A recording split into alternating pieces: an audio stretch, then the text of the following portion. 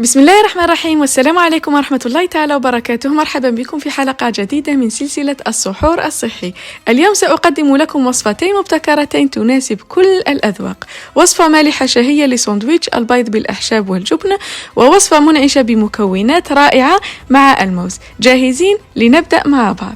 مكونات الوصفة الأولى: ساندويتش البيض بالأعشاب والجبن. نحتاج إلى بيضتين ورشة من الملح ومزيج من الأعشاب العطرية. اختاروا بين الزعتر أو الأعشاب المشكلة أو خليط القزبر والمعدنوس. شريحة من جبن جودة، وشريحتين من خبز توست الكامل، وشرائح من الطماطم أو الطماطم الصغيرة. قطعة من زبدة البقر. نبدأ بخفق البيض مع الملح والأعشاب العطرية حتى تتجانس النكهات، ونسخن المقلاة في الفرن مع قطعة من زبدة البقر حتى تذوب، ثم نصب خليط البيض. نضع شريحتين من خبز التوست الكامل فوق البيض بحيث تغلفها النكهة، وننتظر حتى يبدأ البيض بالنضج. بعد ذلك نقلب الخليط يحمر الخبز من الجهة الأخرى، وفي نفس الوقت نضيف شريحة جبن الجودة وشرائح الطماطم الطازجة.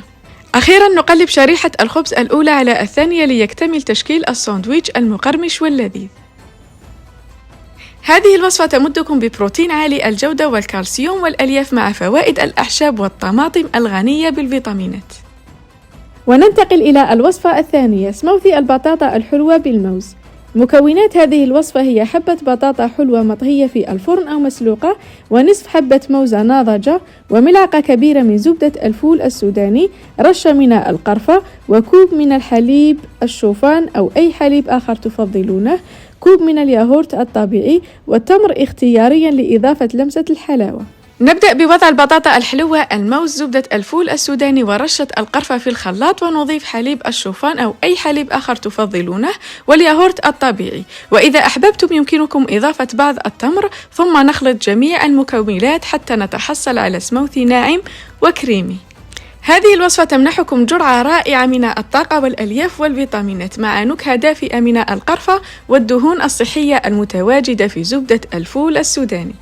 ها قد وصلنا إلى نهاية حلقتنا اليوم، لكن هذه الوصفات هي مجرد بداية لرحلة صحية جديدة في رمضان.